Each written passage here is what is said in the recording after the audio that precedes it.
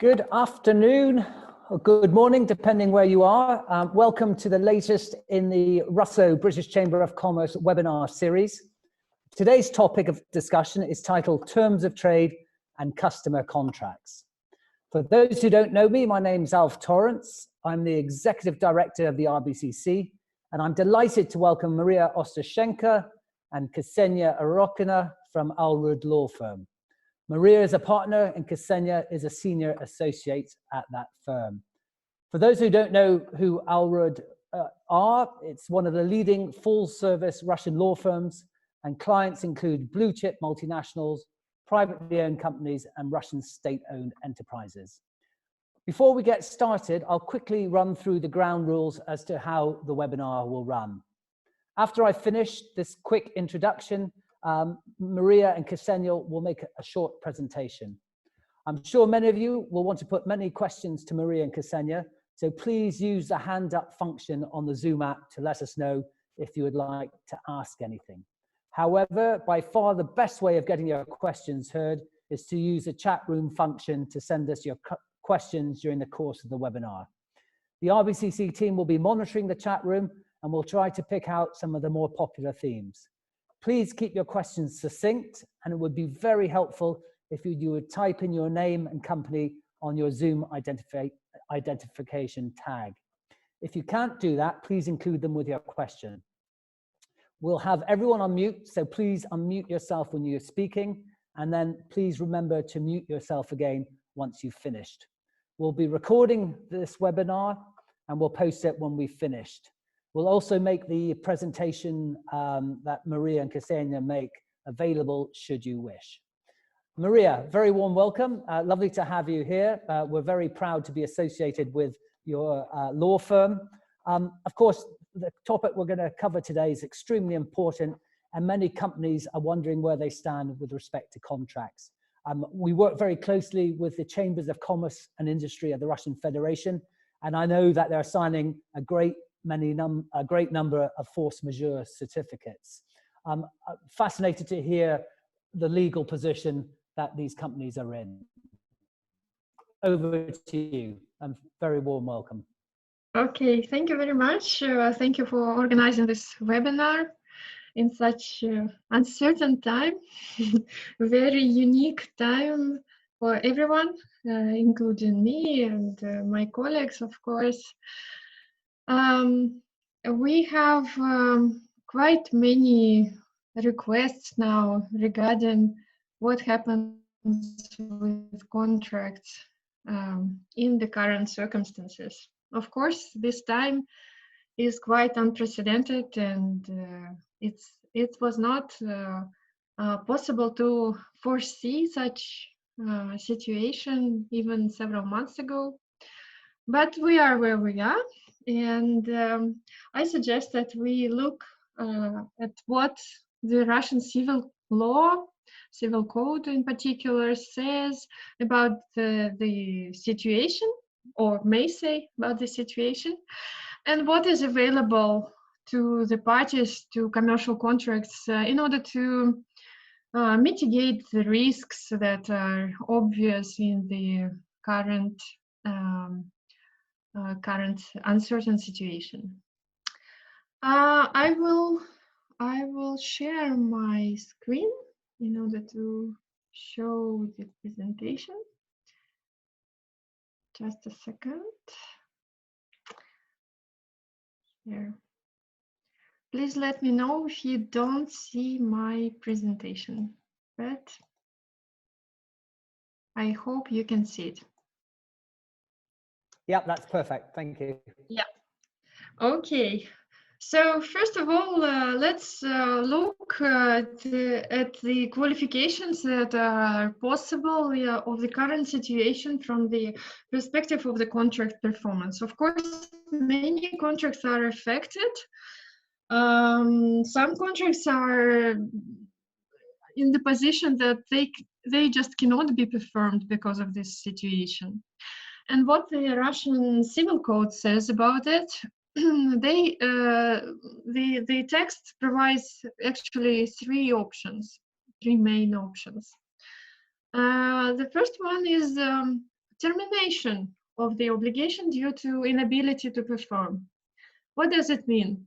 It means that if there is a factual, objective, and permanent impossibility to perform a contract, then the parties may rely on the articles that are on the slide in order to substantiate the position that the contract is no longer valid for them.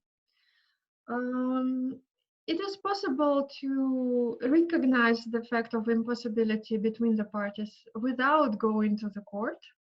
But if there is a dispute, of course, parties can apply to the court in order to recognize this impossibility.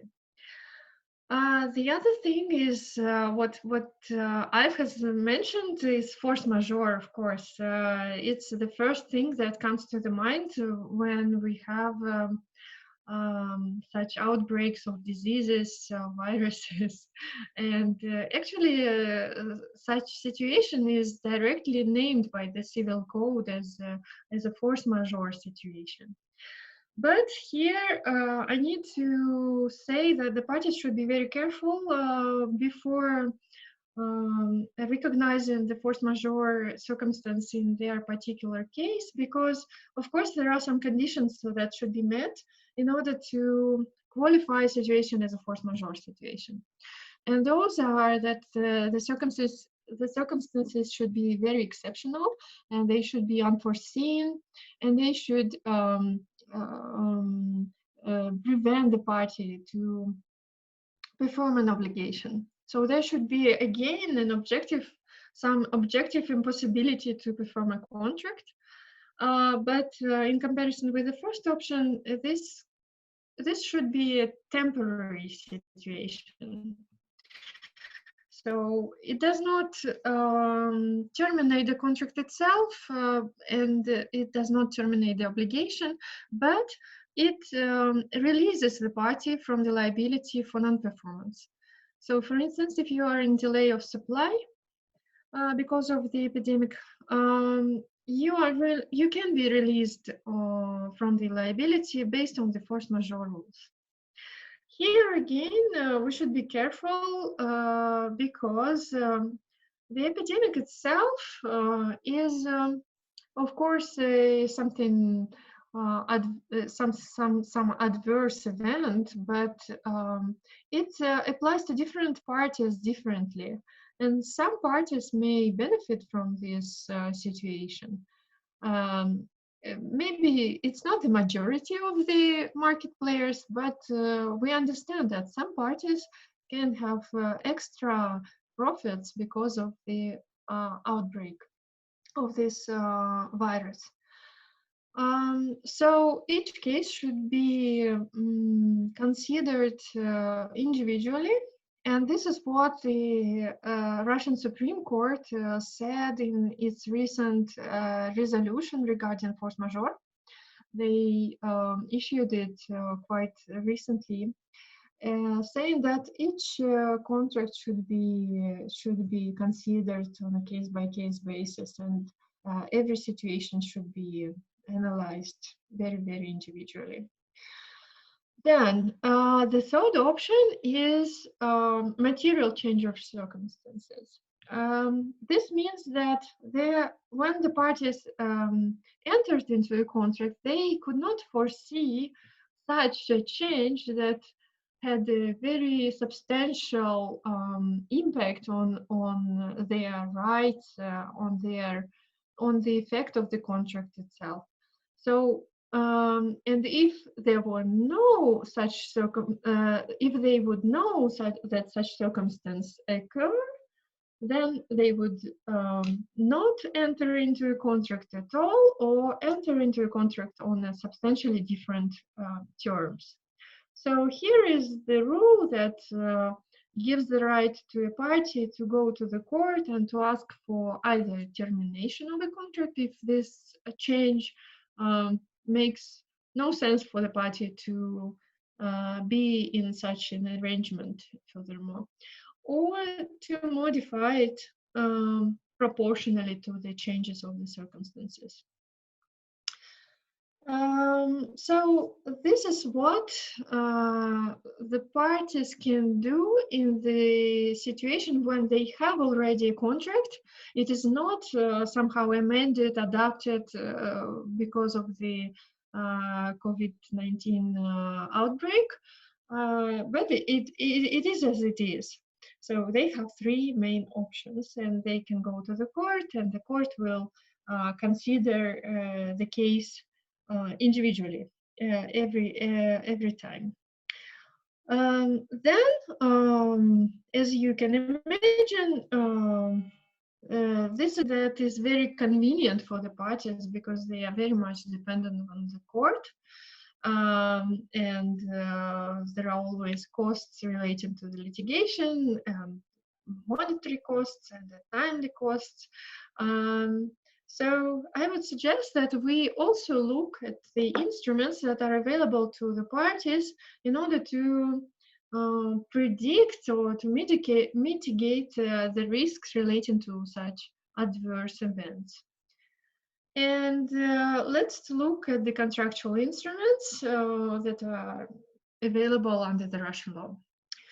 So I suggest that we talk about such instruments as pre-contractual liability, warranties and representations, indemnity, unilateral modification or termination, or waiver, and termination fee.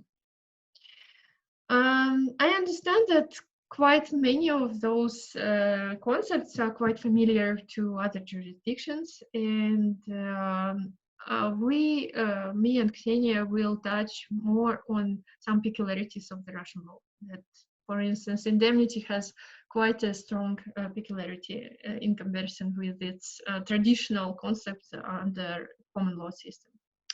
I also suggest that we talk about specific instruments that are quite relevant for the Russian parties and for non-Russian parties having business with the Russian parties, such things as sanctions and what could be done in order to mitigate the risks relating to sanctions. And of course, because of the financial crisis, the insolvency problems become more and more actual, unfortunately, and what we can propose as an instrument in order to mitigate those risks. So let's start with the pre-contractual negotiations. This concept is quite new in the Russian civil law, I need to say. We had some rules which were established by the court practice. And from certain time, we have this in the civil code as well. So what the civil code says is that there could be situations where stopping negotiations may be qualified as something conducted in a bad faith and leading to the liability of the party. And there is a general restriction to enter into contracts where you clearly don't have an intention to reach an agreement with the other party. The Russian Civil Code also names examples of a code of conduct that shows bad faith as a presumption.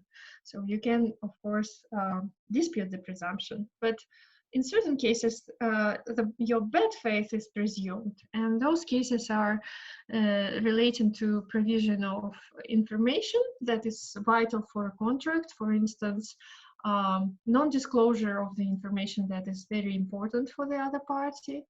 That is, for instance, a basis for entering into a contract. Or disclosure of unreliable information, false information, and also sudden interruption of negotiations. This is the second thing is something that should be analyzed in every case because it very much depends on the stage of negotiations. So it can be okay to interrupt the negotiations at early stages, but if the negotiations are interrupted at the stage when there was some considerable preparation work done by the other party, then you should be ready to get a damages claim from the other party.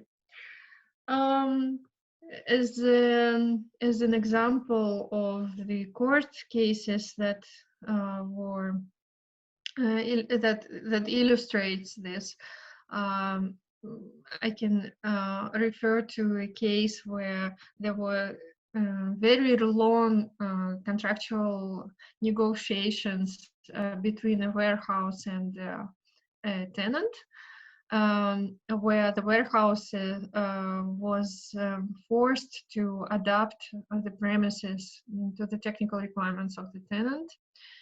And there was 6 months or something negotiations. The landlord terminated his existing at that moment contracts with the other tenants in order to release the premises for the new tenant. And then unfortunately the negotiations came to some deadlock, and the prospective tenant stopped negotiations. So the warehouse was forced to go to the court and to claim damages, and he was rewarded with those damages, which were calculated as the loss of profit. Loss of profit reward is something very difficult to prove in the Russian courts, as maybe some of you know, or many of you know.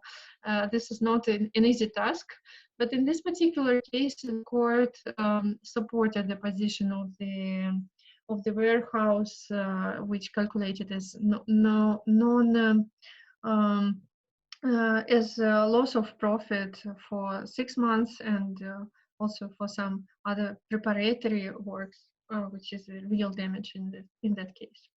So in order to mitigate the risks relating to negotiations, there is an instrument of agreement on negotiations where the parties may provide for some parameters arrangements at this stage. For instance, they can allocate the costs, so they can allocate the expenses relating to the negotiations, they can allocate responsibilities also, they can actually appoint the authorized parties, and they can also set some other parameters that are important for this stage of negotiations.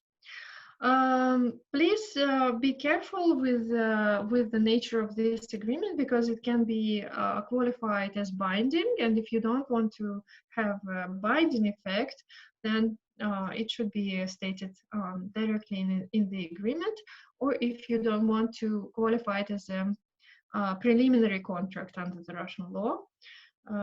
Also, you should be careful with the wording in order to be clear on the nature.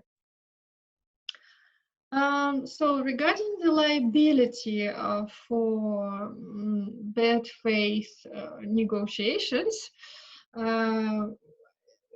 as I said, it is possible to claim damages in every case. And also there are different situations where there is an interruption of negotiations in bad faith, so then there is a remedy of compensation for damages. And if the party provides incorrect information, incomplete, inaccurate, then the other party is able to claim, apart from the damages, it can claim also declaring the whole transaction invalid as an additional remedy. Why I described this quite in detail, because of course, because of this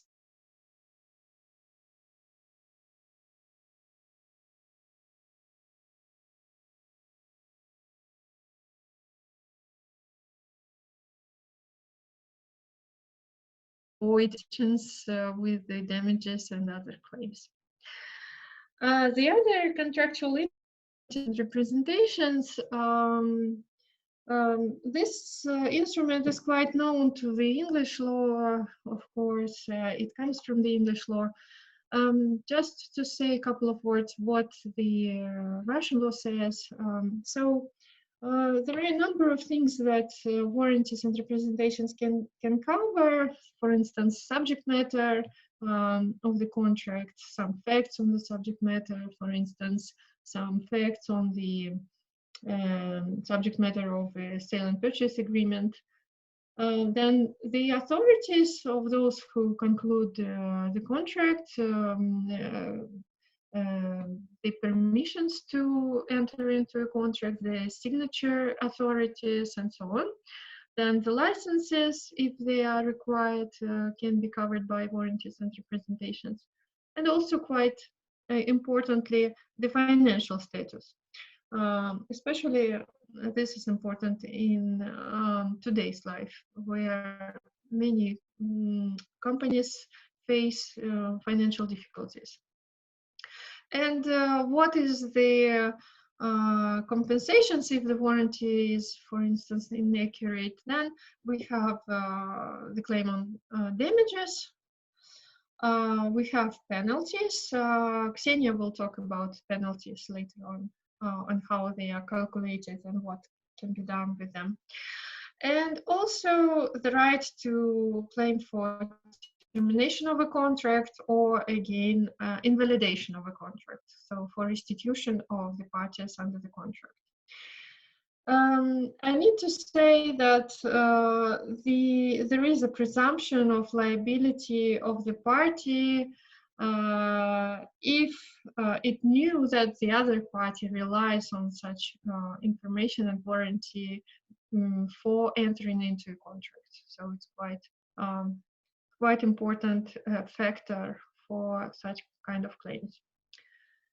Then indemnity. Indemnity under the Russian law is something quite different from what we have in English law, because under the Russian law, indemnity is a compensation that can be agreed between the parties for compensation of losses or damages if there are some circumstances that the parties can agree on.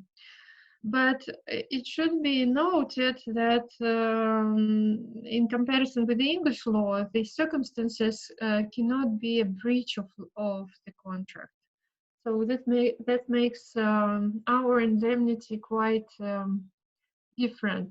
So you cannot provide in the contract an indemnity for a breach of the contract. It should be something that is not recognized as a breach, something that is out of your control.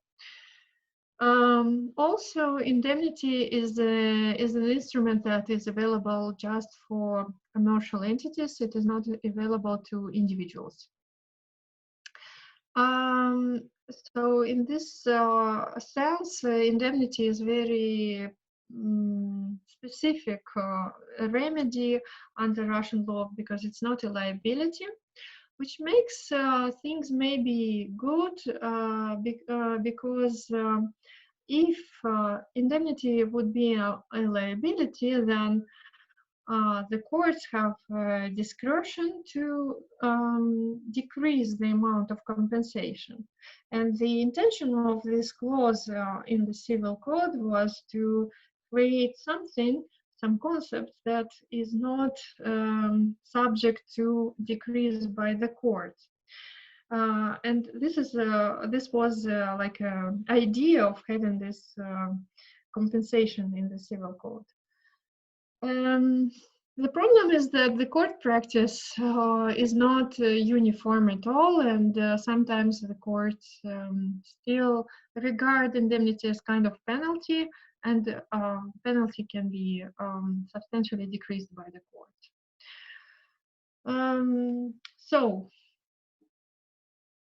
As an example of what could be a working working instrument for indemnity.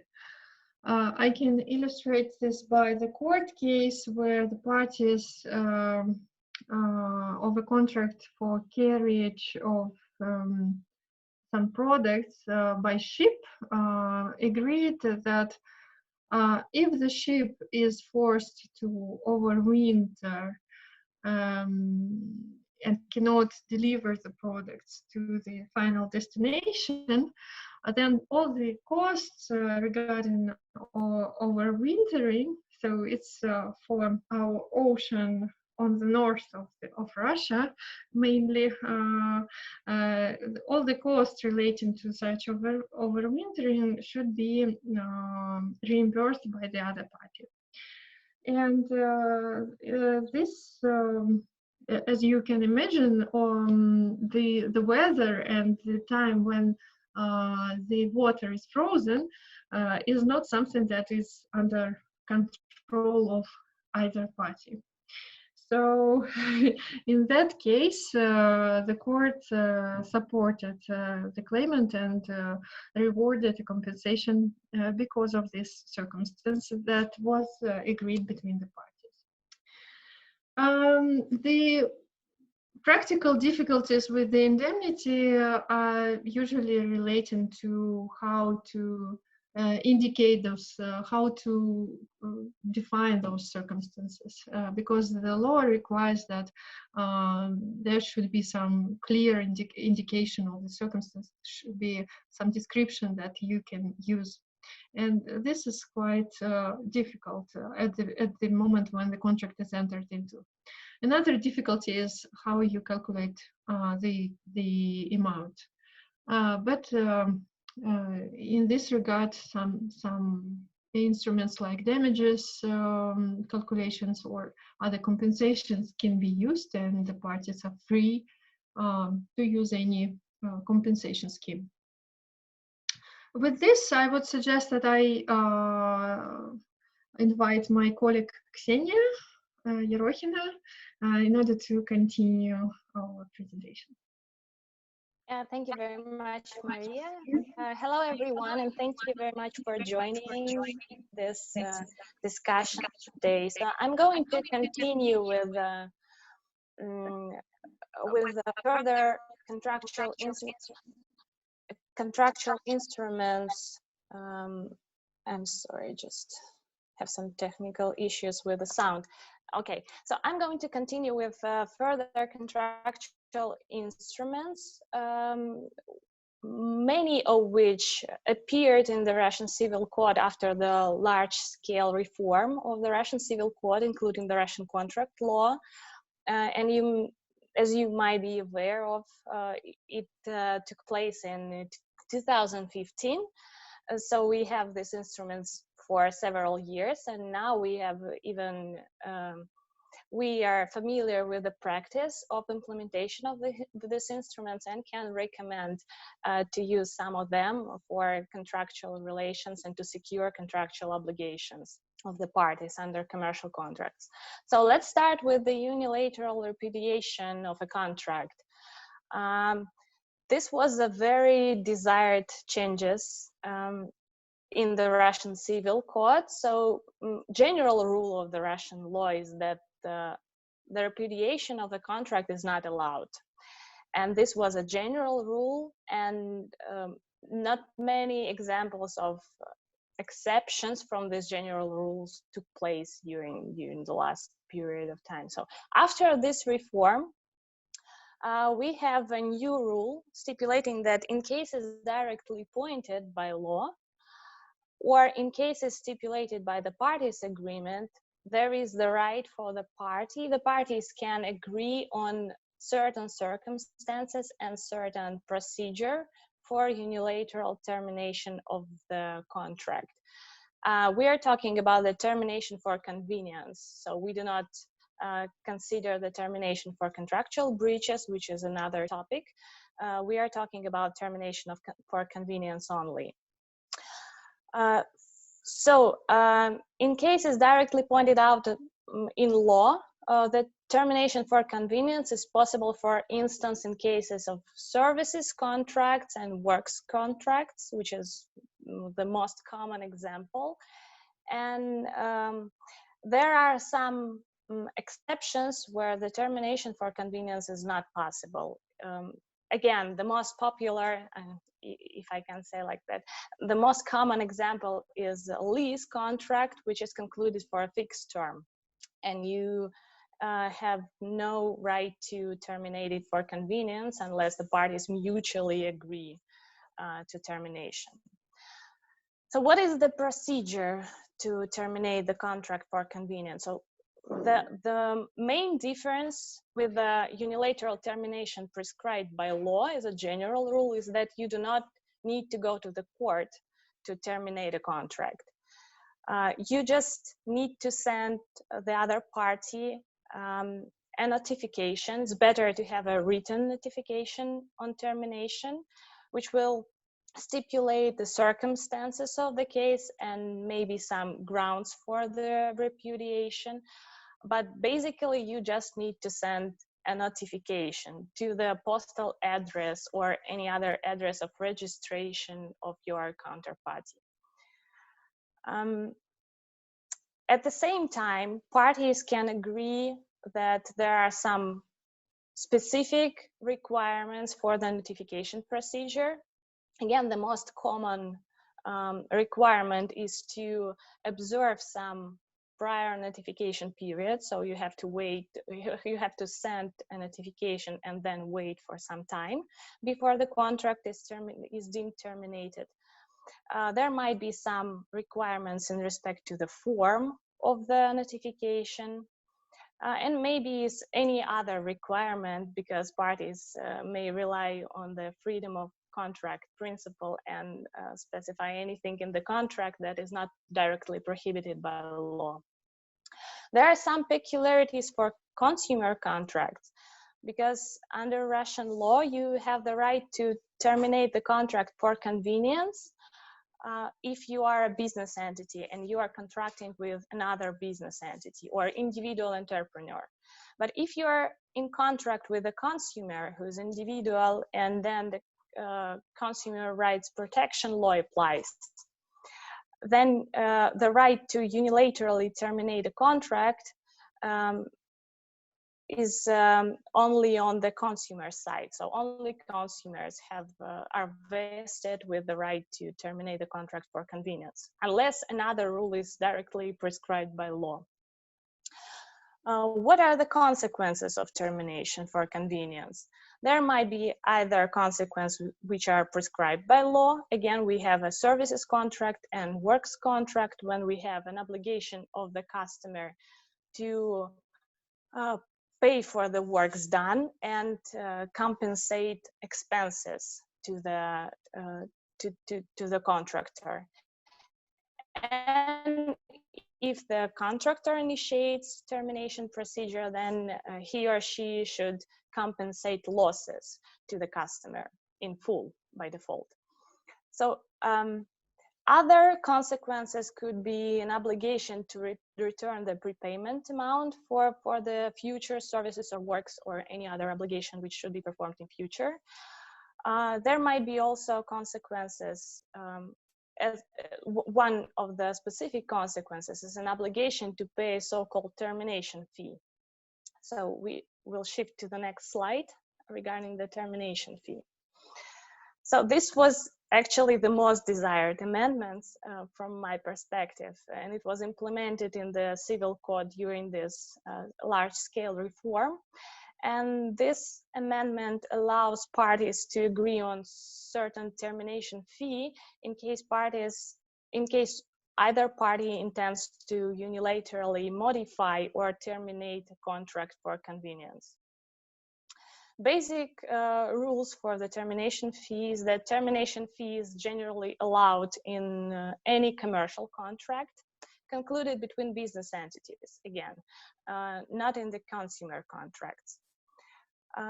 There are some exceptions from this general rule, namely the termination fee is not allowed for termination of contract due to any contractual breach. In case we have a contractual breach, we cannot agree on any termination fee for the suffering party to terminate a contract. Another exception is that you cannot agree on the termination fee in case the right to terminate a contract for convenience is directly prescribed by law, by mandatory rules of Russian law. There are not so many examples of contracts where such restriction applies, but we have, for example, lease agreement concluded for a fixed term. I think I've mentioned it before. So if under this contract you have the right to terminate the agreement, and you cannot restrict it with a termination fee or any other prerequisite for the termination. There is a diverse case law on services contracts and works contracts, whether you can agree on termination fee under this contract or not, but we recommend clients to include some termination if it's in their interest. So we recommend using this instrument, which is very helpful from our perspective.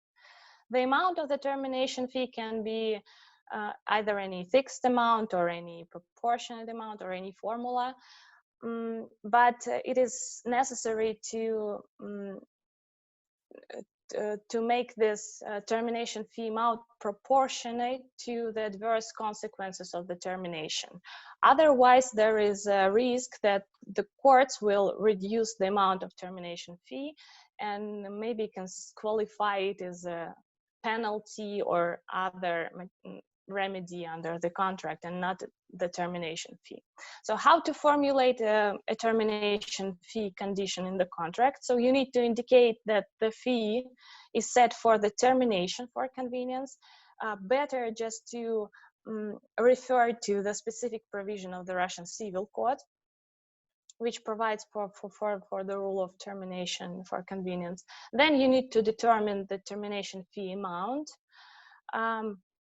We strongly recommend not to call termination fee by any kind of penalty or sanction or just some amount which should be paid. Just call it termination fee as it's prescribed by the Russian law, and this will help you to avoid any discussions with the court how to qualify this tool and this provision of the contract. And of course will mitigate any potential risks. And do not include the termination fee clause in the liability section.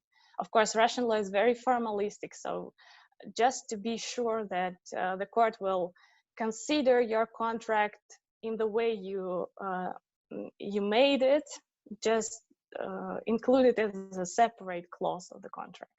So the next instrument is a waiver of rights and waiver of right to terminate a contract as well. So I will briefly discuss this topic because I think it's a concept which is very familiar for other jurisdictions, and we do not have too much specific characteristics of this concept in Russian law. So we have two waivers actually, the waiver of the right to repudiate a contract and the waiver of any other contractual rights. The waiver of the right to repudiate a contract entitles a party to repudiate a contract, and in case a party do not exercise this right, then the party lacks this opportunity to repudiate a contract in future on the same circumstances. And the waiver of any other contractual rights is basically the same. So you can agree that in case party do not exercise its right to claim penalties, for instance, for the delayed payment, for the late payments, or for any delays in supplies or provision of services or any other obligation. So then the party lacks this right for future breaches. Or you can specify an opposite rule that in case any other the same circumstances will happen again during the performance of the contract, then the party can exercise its right to terminate or to alter the contract or any other rights stipulated by the contract. So let's speak about remedies and penalties a little bit. That's the next slide. I think Maria already mentioned certain types of remedies, legal remedies, which are available for the parties, and the pre-contractual liability and possibility to claim damages, losses, and so on and so forth. Liability for misleading warranties, the right to challenge the contract and to again claim damages, the compensation of damages, which are actual damages, and loss of profits, and we do not have any other losses under Russian law, so only these two types. Penalty and liability for non-performance of non-monetary obligations. So the most common liability and remedy is penalty. So let's shift to another slide. So the most common instrument for compensation of losses and damages is the most common instrument for contractual breaches, but it's not very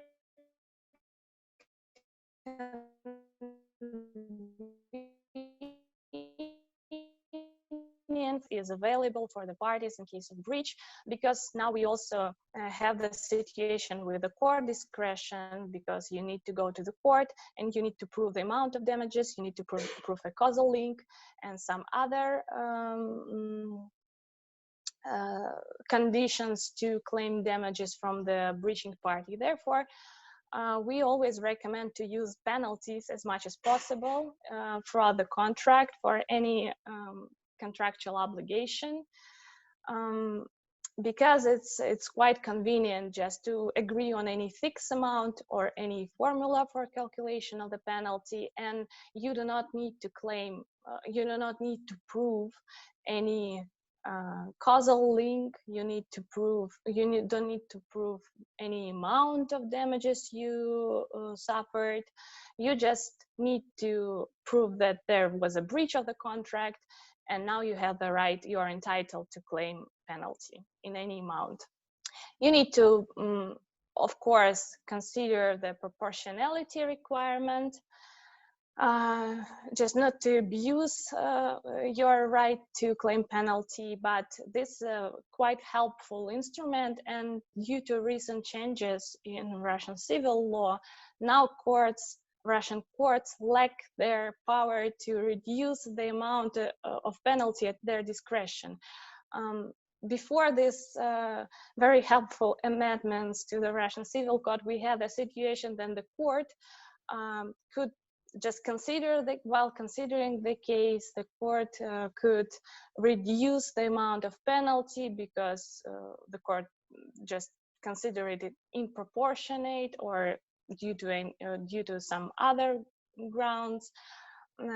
For now, we have only one rule, according to which the court cannot by itself decide whether the penalty is proportionate or disproportionate, and there should be a party's written claim to the court explaining why the penalty is disproportionate, and only on that basis the court may reduce the penalty. And that's very helpful for the contract, because sometimes we have a very complex contracts and very complex obligations, and for the court it's difficult to consider them and to understand whether the penalty is sufficient or insufficient to recover damages of the parties. So we have different types of penalties. They explain the correlation between the penalty and damages in Russian law. So you have some fines, you have penalties exclusive penalty, and so on and so forth. So you can stipulate any type that you consider appropriate for your commercial contract. And to demand the penalty, of course, you need to provide claim to the other party, better in writing. So I have not too much time to complete my presentation, but I will briefly cover the bankruptcy and sanction clauses. Right. Yeah, I suggest that we briefly talk about this because I think it's quite vital for many companies, and we conclude them. Yeah. Oh, okay. So the bankruptcy and sanction clauses. This is another way to mitigate risks during the crisis times, of course. And we have many requests from our clients, including Russian companies and foreign companies, to implement certain instruments in the contract which will cover the situation that the partner is under, is included in the sanction list, or the parties undergo bankruptcy proceedings. So we do not have any specific rules under Russian contract law. That's the first point. So we need to use some other contractual instruments which are familiar to the Russian law, and these are the instruments that we have been discussing during this presentation. So we need to use this instruments to draft a clause which will be applicable to the contract. So you can draft the sanction clause and the bankruptcy clause using the waiver or using the indemnity provision, which is the most common way to cover this. You can also draft these clauses as a certain representation on circumstances, and you can, of course, link the sanction and bankruptcy proceeding with the right to repudiate a contract. So these are the basic instruments which can be used in the contract work to cover these topics. We do not recommend drafting these clauses as just a regular obligations which we can see in foreign law contracts, like in case of sanctions. You need to observe any sanction regulations and any sanction laws. There is a high probability and high risk that this would not be enforceable under Russian law. So we always recommend to draft it with some sort of creativity and to use this contractual challenging of these clauses before the court. And if you go to the court, there is always a risk that the provision will be challenged. Yes, okay. I had also one small topic about digital, virtual signing and digital signatures, but yeah, I can skip this. Yeah, I think we can skip this. Of course, we all understand that we are forced to go more digital nowadays, but let's keep it in order to be able to answer the questions if there are any. And if there are no, then we can, of course, describe about the digitalization. I should stop in order to be able to see the chat, or how should we? Yeah, if you don't mind, if you could stop sharing the screen, that makes it easier. We're monitoring. Please, let's have any questions. As I said before, use the hands up function. Saying that if you just want to dive in, given that I can't see any at the moment, that is fine as well. We had one question on the chat room, which I think you've already given an example. Yeah. Maybe you might have a couple of others, and you can see that from Maria Berendt. Would you have any examples of action in bad faith, in particular unreliable information? Yeah, I actually had on my slides the examples of bad faith. So provision of unreliable, false information, or even non-disclosure of information that is really important for the party in order to decide whether to enter into a contract or not. And if you really understand that the party relies on this information or non-provision of this information, then of course such behavior, when you hide something or you provide something inadequate, then it can be qualified as bad faith, unless you have really good excuse why you did this. So it's a presumption, so it can be disputed. If you have reasons why the information was somehow inaccurate, but you don't have any fault in this, and there was some objective reasons why you provided this information, then you can be released of the liability. But generally speaking, yes, you need to disclose what is the actual status, the accurate state of art. Great, thank you. We have a question from Sergey Averin. I'll unmute you. Sergey, please ask your question. Hi, everyone. Thank you, Maria and Ksenia, for a very nice and useful presentation. I represent the Chamber of Commerce and Industry of the Russian Federation in the UK. And we also have 11 foreign representatives worldwide, and all of them and myself, we are just our main task in these current circumstances to help businesses which are struggling with their contractual obligations. And actually we had a number of meetings at the chamber, and our last one was about force majeure and actually issuing of force majeure certificates. And I have the following figures here. RFCCI, or Chamber of Commerce and Industry of the Russian Federation, issues deals with international contracts and issue force majeure certificates for parties of international contracts. And so far we have issued 110 force majeure certificates, having applied, more than 600 companies applied for these certificates. And regional chambers of commerce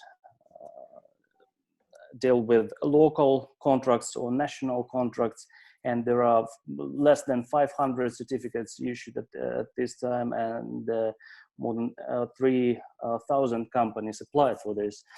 And my question to maybe to both of you: what's your, given that there are two different attitudes in England and in Russia to the force majeure certificate and to this conception in general, what's your experience of dealing with such cases, and if there are any, which parts of Russia and the United Kingdom were involved, and maybe also your company's attitude towards issuing force majeure certificates? Thank you. Well, thank you, Sergey, for this input. This is really very valuable. Indeed, the Chamber of Commerce plays quite important role because it can confirm the force majeure taken in place. And it's really at the beginning it was quite like a fire because you can imagine for domestic transactions the Chamber of Commerce does not usually issue any certificates confirming the force majeure. And at the beginning, it actually rejected such requests from the players. But then it changed, and regional chambers really started to issue such certificates, which I think is very, very helpful for the parties. Because it's one of the very important evidence documents to be considered in the court. And of course, in this respect, the chamber plays very important role. From my perspective, I can say that, of course, the certificate issued by the chamber is not something that should be treated as a fact, which was proved by the party. But it's quite an important evidence, and most likely the court at least will hear the arguments regarding the certificates issued by the chamber. It can be disputed by some other evidence, obviously, but nevertheless, it's really important instrument.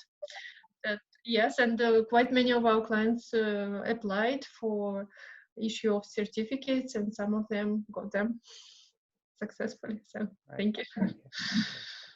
Okay, thank you, Sergey. I think we have time for one more question, and this one's from Denise Zhang, and she's asked, can we add foreign sanction terms directly into Russian contract? We have noticed that there are some anti-sanction measures regulated by Russian regulations.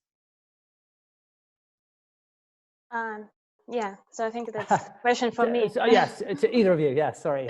Yeah, for sure. Yeah, that's a very, very interesting question. Thank you very much, because there are different situations.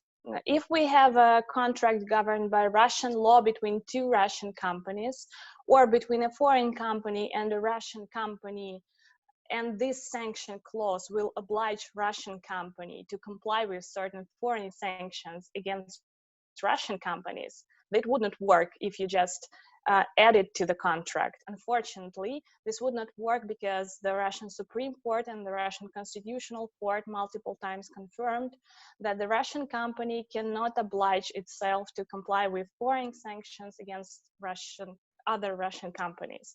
So here we can, I mean, discuss the Crimea topic. So we have many sanctions related to the Crimea region, and there are multiple situations. Then the court considered the restrictions for to supply some goods or to provide some services within this region.